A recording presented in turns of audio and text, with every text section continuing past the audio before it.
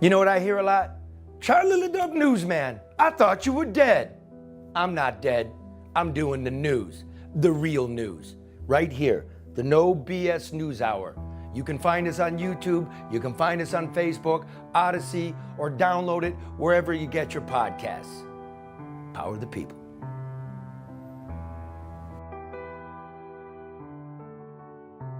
Hi, I'm Amy Suzanne, Directress and CEO of Voices of North America, Media and Press Guild Group, as well as WDBG, live YouTube TV to tell you that we, Andy Lee, Charlie, Chris, and your old friend Rohan from War Campaign, even though you might not have seen all of us over on YouTube daily like you used to, ain't dead either, but can be found by tuning into VNA here on YouTube or at our WDBG, Andy Lee's and Rose X.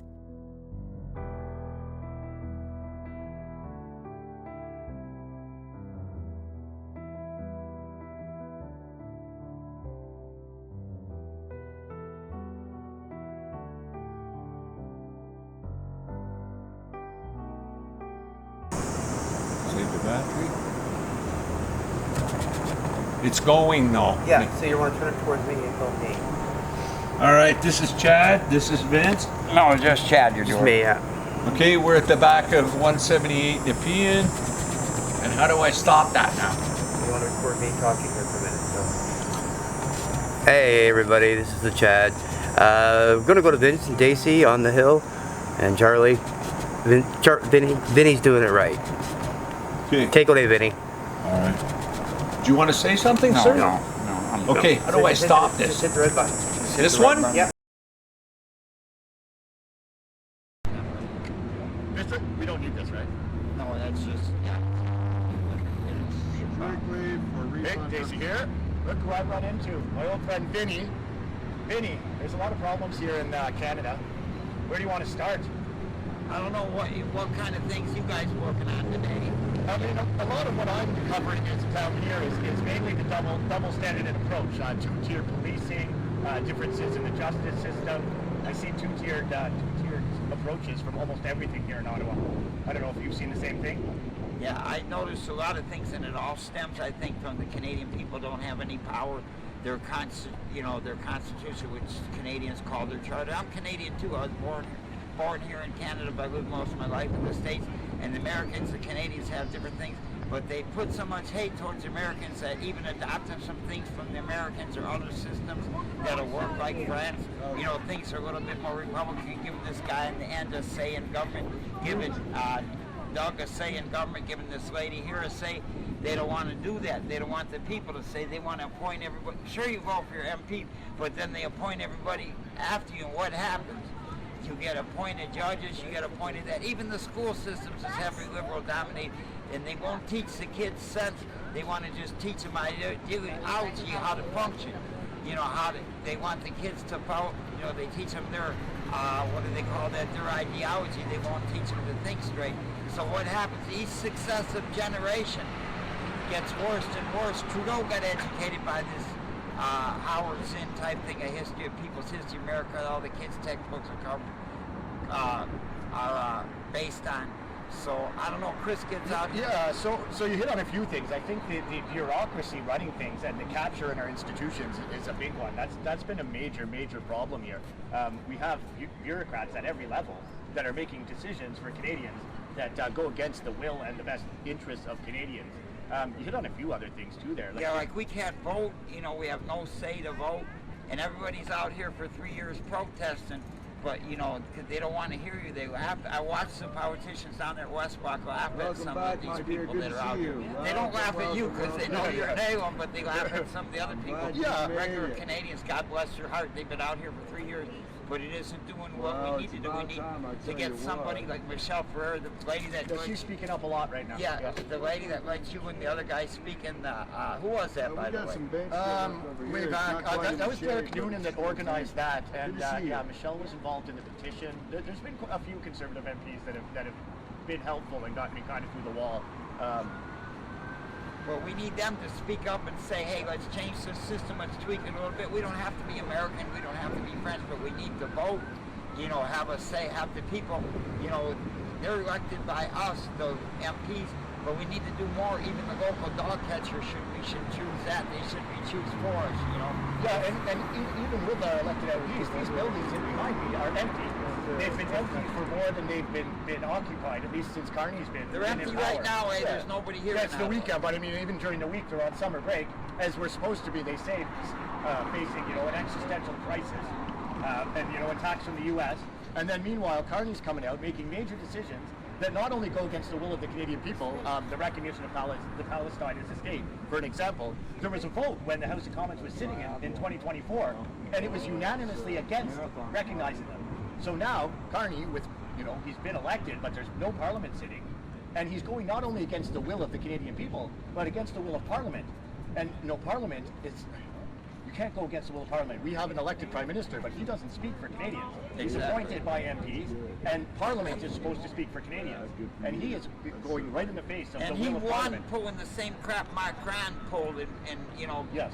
You know, like when he's the only party to vote for, and he promised the people elbows up, I'm going to do something. He doesn't do his squat, but what his WF friends and his globalist friends do. It's all the same agenda, all been educated under this educational system. I think that's one of the main things we have to do, like Rohan even agrees that. You don't see Ro down here because he's kind of give up for the same reasons I was talking about, but he still believes in the family. It all begins at the dinner table, and Canadians, some of them don't understand that. God bless Canadians. That's a great point. The way to defeat globalism is through localism. You got to start with yourself. Get yourself in order and look after your family. At the municipal level. But what are we going to do when they choose okay, even like the mayor, you vote for the mayor and you vote for the city councilors, but after that they choose everybody else, and they choose the leftists because they're scared of going against that. You know, they're scared of saying what's right because then all these politicians scared of their own shadow. Yeah, I mean, there is, I think, a little bit of a change in that. The only thing we can do is more people speak up, right? When people stand up, and you know, I've spoken up and I've been attacked quite physically. I've had my reputation impugned, but I'm still here. And that's proof that just because someone calls you a racist or you know, insert epitaph there, it doesn't mean that you are, and it doesn't mean it needs to end you. But none of this stops until people stop giving these people. And I seen you beg the police, not beg them, but say, look at this, it's happening. I seen even though I got a few disagreements with not Tamara, but what's her name, Alexa. You know, she does a damn good job. I love that thing she just done on the border. You see the people sneaking around, you know, and she done a good thing there. I know I kind of got on her case last time me and Ro were out at the border, but there was nobody there that day. I think we were just there at the wrong time. That's when we pulled that. And Charlie said, "Is there really people coming across?" And we stood there on the day there wasn't. But Alexa is now. Yeah, Alexa showed that right now there are even more than when me and Ro was out there. You know, you want me to hold? No, it's all good. Yeah, he's doing. But Chris is our oldest VNA member. You know, Andy, the second oldest. Andy Lee is the oldest. Well, I'm the oldest. I'm an old fart. But I get out there. But I've been concentrating more on Detroit politics. You know, because I throw stuff at Charlie, look at like this stuff in Delray. More people been killed in Detroit from the pollution that Rashida Tlaib was supposed to clean up, you know, and the insurance red zoning, and the whole neighborhood's been vibrant neighborhood. This friggin' bridge that Carney's saying and all these people, liberals, saying they're supposed to build. The Ambassador Bridge was built 2 years back in the 1920s with hand labor and stuff, and it's taken 3 decades to build this Gordie Howe Bridge. You follow me? You know, what's up with that? Yeah, and then the people were expecting it, the residents of that neighborhood were expecting it to do their businesses once it opened, and they want the neighborhood destroyed. That's why they're not opening. You know, it's crazy. I mean, that's part of a theme, right? The liberals every once in a while come up with the winner idea, but sometimes it takes conservatives to make their harebrained schemes work right, you know? Yeah, implementation, right? Implementation matters. Awesome. Vinny, anything else you want to touch on? No, that's good. I just wanted to say my piece to Canada, let people know I'm still around. Yeah, no, we love to have you here, brother. Now, I show up at Tamara's trial and everything, and she gives me the hug, and I give her a hug back and everything. You're one of a kind, Vinny. I concentrate on American politics. Everybody says I'm a warrior. I just did what I had to do. You know, I'm just me, and I need to be like on Charlie's show more. I need to be on. I got to get Ro back in action. Yeah, we'll get into a groove, man. You just got to, you know. Ro used to have 20,000 followers on every live stream, and now look at him. You know. Yeah, well, there's lots of opportunity now too. We're in a new media market, and we're still figuring out how it's going to work. But I think there's room, man. There's room for a character like you, for sure. Now I'm going to flip the interview back for you. Do you think Andy Lee should get back on camera again? Stop being scared of being on camera? Yeah, I mean, I think it will make a difference, and she's able and willing, and yeah. And she knows all the stuff that's going on with the left in China. Yeah, she puts out a lot of good stuff, actually. I mean, I get a lot of good information that I wouldn't get If you otherwise. grabbed her by the shoulder and said, Andy, come with me, she'd follow you in the protest probably better Well, than if she ever Harris. wants to, you know how to reach me. All right, okay, thanks, Vinny. I'll pass you her number. All right.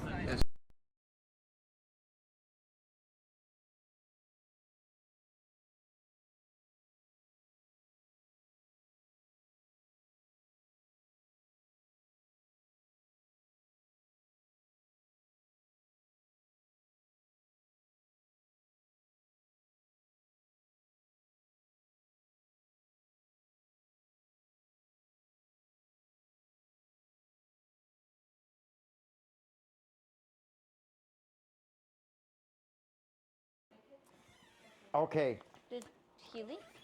this is Vinny D. I'm in my buddy's man cave here. You remember the great Rohan Kumar Paul war campaign? Well, he's still alive, and I'm sitting in his house now, and these are his children here, and he's a great father, and we're sitting here doing what families used to do in the old days, even amongst all the noise from the younger ones.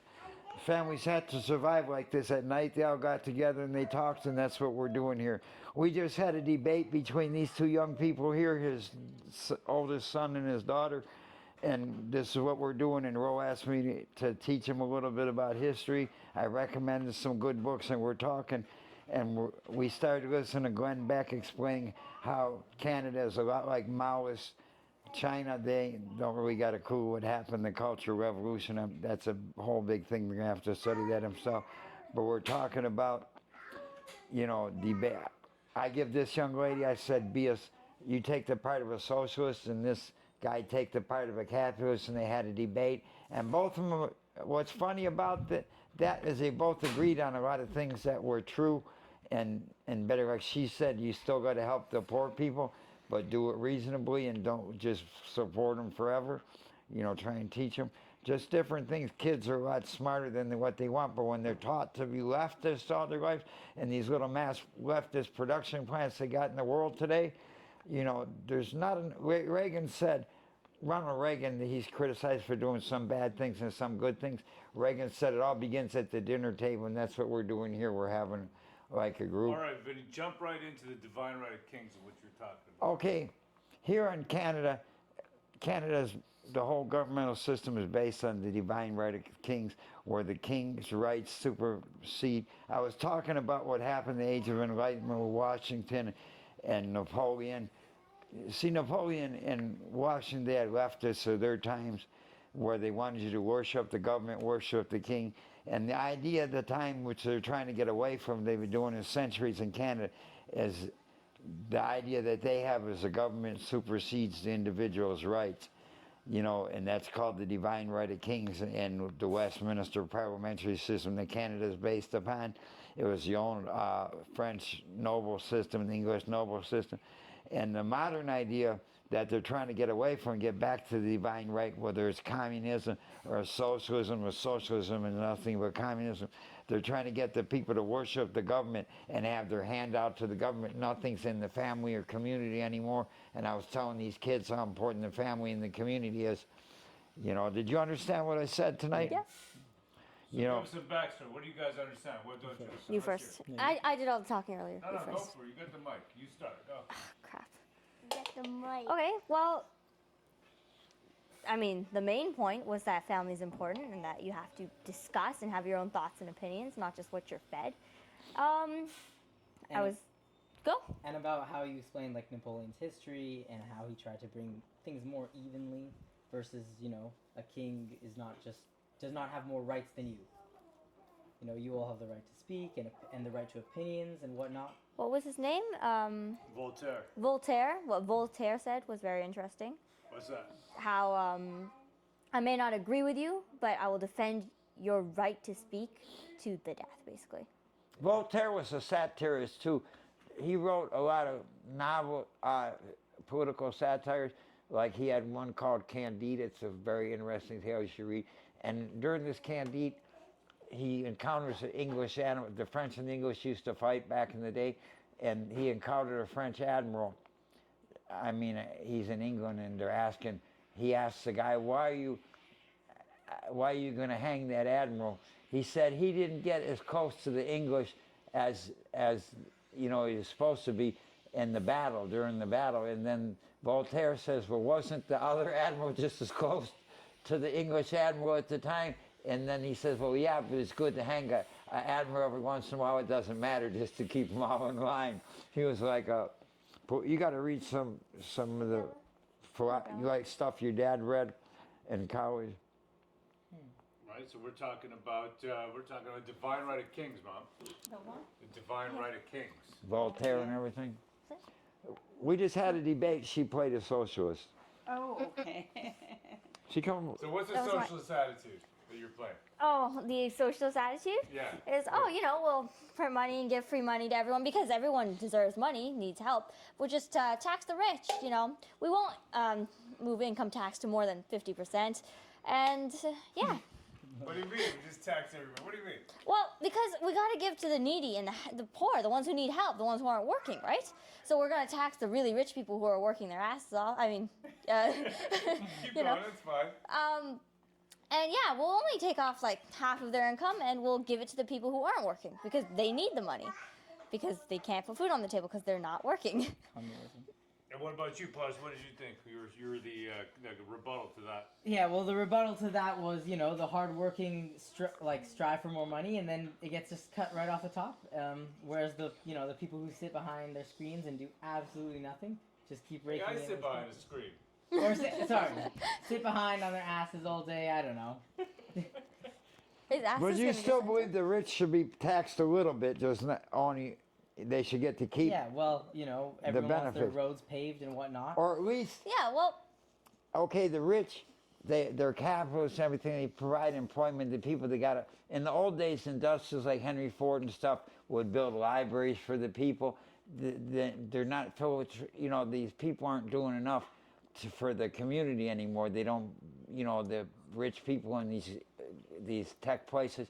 Do you see them buying libraries and stuff for the people like they used to do back in the day? That's the problem. They don't contribute to the community anymore. Yeah, it's also what you do with the money that you tax.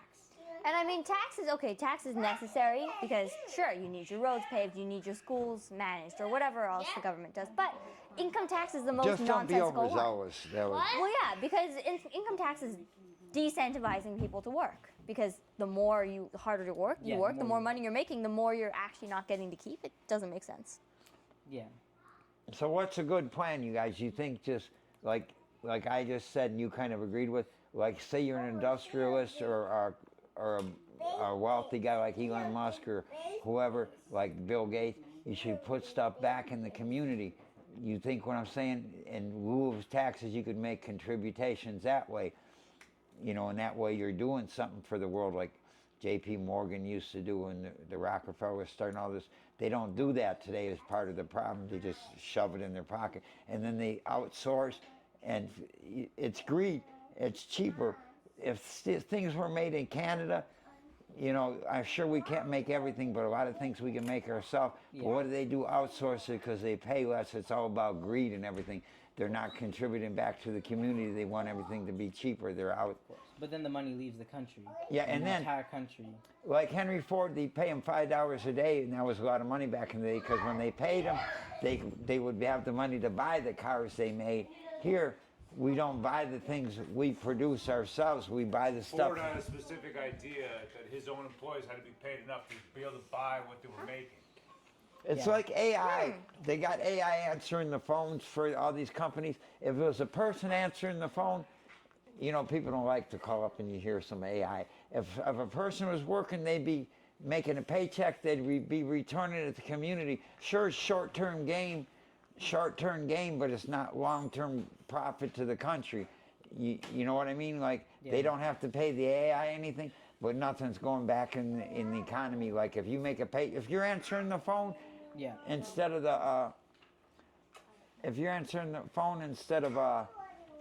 AI, you're going to be making that paycheck. You're going to be able to buy your family TVs and your kids food and stuff. They don't do that shit anymore. Mom, you remember Vinny, huh? Vinny and Howard. Yeah, they were here a couple months back, maybe, but it must be a year now, no? I'm the ex-Fox News guy. are you there? The ex-Fox News guy, the American. Okay. Well, I was born here, but I'm... Nice to meet you. Were you born here? Yeah, I was born in Sarnia. Anyways, Ro, swing that camera on me. Nice to meet you. You too. I'm born in Ottawa. Oh, congratulations. You know that restaurant over there, the Chinese restaurant downtown, what's the name again? Shanghai, that's his family's restaurant. Oh, really? I know La Shanghai. We all used to go there when we came here. Since 1971. Wow, fantastic. Okay, the Is next it restaurant to go. still family Before owned? everyone was born. Is it still family owned or is it still Well, yeah, we're closed now. closed down? Since COVID. It was Okay. disruptive in many ways. Are you guys reopening it? No, it's too many issues. Family issues. You gotta teach this kid some cooking. Dumpling. He likes to I cook. wasn't the cook. I'm more of an administrator and a server Okay, and a fixer. my buddy Charlie's going on 8 o'clock. He's always talking about don't sit your ass in a comfy studio, get there out in the block. So I'm kind of doing my reporting thing like, you know, I'm here with the people. These are the Canadian people. I'm here with them. Instead of just sitting opining from a studio, I'm with my friend in his man cave. But we're just showing how the world. When you was a little girl, did your family used to discuss stuff at night like this? Yeah, there's none of that in the world anymore. I think we still do at our table here. We are still. That's that cool, family. yeah. Less. But not every family does. That is my point. No, you're right. Because they all have their little screen in front of them. Yeah, their face is plastered to a screen.